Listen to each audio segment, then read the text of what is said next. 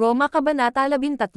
Hayaang ang bawat kaluluwa ay magpailalim sa matataas na kapangyarihan.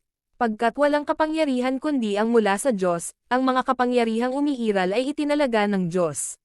Sino man kung gayon ang lumalaban sa kapangyarihan, ay lumalaban sa palatuntunan ng Diyos, at silang lumalaban ay tatanggap sa kanilang sarili ng pagkasumpa. Pagkat ang mga pinuno ay hindi isang kilabot sa mabubuting gawa, kundi sa masasama. Hindi ka nga ba matatakot sa kapangyarihan?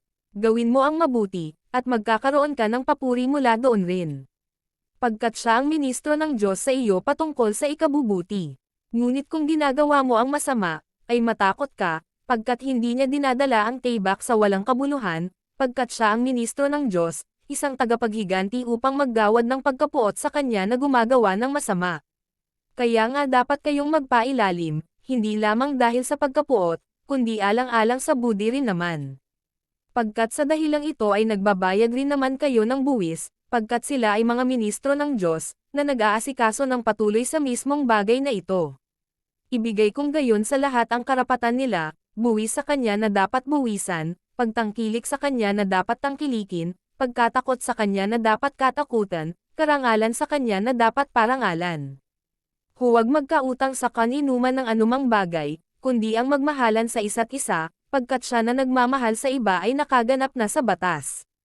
Pagkat ito, huwag kang mangangalunya, huwag kang papatay, huwag kang magnanakaw, huwag kang makikisaksi sa kabulaanan, huwag kang mag-iimbot, at kung may iba pang kautusan, ito ay maikling napapaloob sa kasabihang ito, sa makatuwid ay, mamahalin mo ang kapwa mo gaya ng sarili mo. Ang pagmamahal ay hindi gumagawa ng masama sa kapwa niya, kung gayon ang pagmamahal ang pagganap sa batas. At iyon, na nalalaman ang panahon, na ngayon ang pinakapanahon upang gumising buhat sa pagkakatulog, pagkat ngayon ang kaligtasan natin ay mas malapit na kaysa noong nanalig tayo. Ang gabi ay malalim na, ang araw ay malapit na, kung gayon ay iwaksi natin ang mga gawa ng dilim, at isuot natin ang baluti ng liwanag.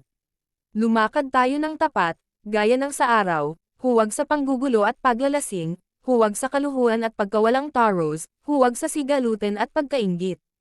Kundi isuot ninyo ang Panginoong Hesus Kristo, at huwag gumawa ng paglalang nauukol sa laman, upang maganap ang mga pita nito.